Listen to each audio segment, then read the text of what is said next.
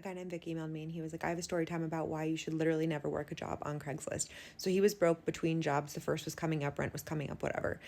He needed money fast. So he responds to this Craigslist ad that says basically same day payment, must be discreet, 1 day job. And he's like, done. So he responds to the ad. He's like, hey, is there any special experience required? I'm available. And the guy responds almost immediately, which Vic said was a red flag, but he needed money really bad. He was already behind on rent and the pay was insanely good. The guy just says, no experience required. You just need to be available on this day.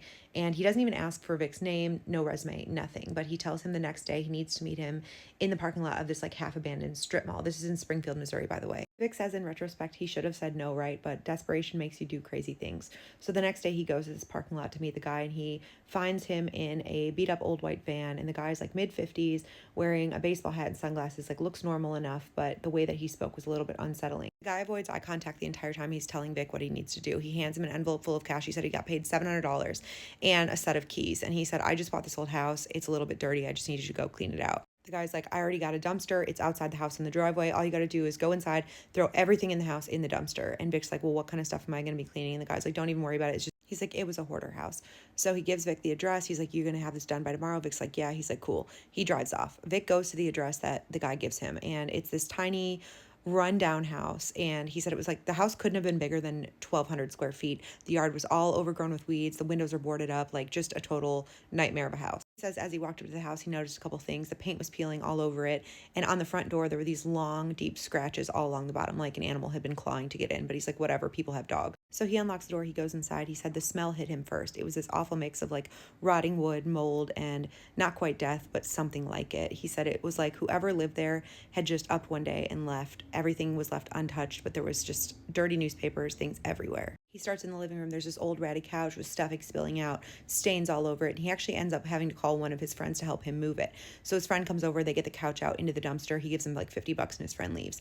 He goes back in, he starts with the newspapers all over the floor and he notices they're all from different decades. Like some are from the 80s, some are from the early 2000s. And then like there's a few that are from just like 2 years ago. He said there's like Tupperware containers all over the mantel above the fireplace and they're all labeled with weird things. It reminds me of the jar story a little bit, but he said all that was in there was like water or like moldy water, but they're all labeled like Tuesday or blue or just like random words. So he throws all those out. He's on to the kitchen next. He says the refrigerator was still plugged in and running, but it was completely empty, like not even a crumb.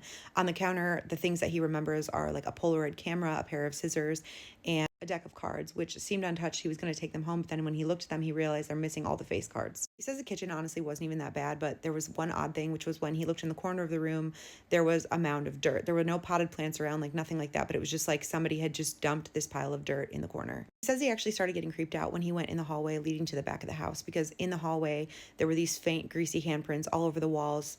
They were the size of a child's hands, but they were reaching all the way up to the ceiling. At the end of the hall was the door to the only bedroom in the house, and when he tried the door, it was locked, but one of the keys that the man in the van had given him opened the door. So he goes in, and the room is completely empty except for this big trunk sitting in the middle of the floor. Vic said this trunk was old. It was the kind that you would see at an antique store. It was wooden, it had metal latches, and it had a big lock on the front. He said he had nothing to break the lock with, and when he tried to move the trunk, it was so heavy he couldn't do it. Vic says he calls his friend again, who was over there earlier helping him move the couch, but it's been about 3 hours at this point. Now his friend's busy, so he can't come back. And Vic said try as he could, he just was not able to move the trunk, so he just decided to leave it. He finishes cleaning out the bathroom and the other rooms in the house. He said there wasn't very much. It was just like an old rocking chair crammed into the bathroom, a metal bird cage that was all rusted, a couple smashed TVs and broken windows. So he finishes cleaning up, he leaves the house, and when he's done, he emails the guy to tell him he's done. The guy emails back again right away. And all the guy said in the email was, did you get rid of the trunk? Vic's like, no, I tried, but I couldn't move it. And the guy emails again right away, and he's like, did you open it? And Vic responds, no, I didn't open it, but like I got everything else clean. And the guy responds and he goes, are you sure you didn't open it? And Vic's like, no, I didn't open the trunk. I couldn't open the lock. And the guy just says, okay, I'll take care of it. Thank you. So Vic's got his money. He's happy, but that night he cannot sleep. So he decides he's going to Google the address. He goes on Parcel Viewer, he finds the previous owner, and he searches their name. And he finds out that the previous owner went missing 2 years prior. To this day, this person has not been found. Vic's name has been changed. He says he did go to the police with this information, but nothing has come of it. He says he doesn't even wonder what was in the trunk anymore because honestly, he doesn't want to know. Keep sending me your spooky, scary stories, and I will keep adding them to this playlist. Also, I have polls on my Insta every day, so you can vote on the next spooky, scary story.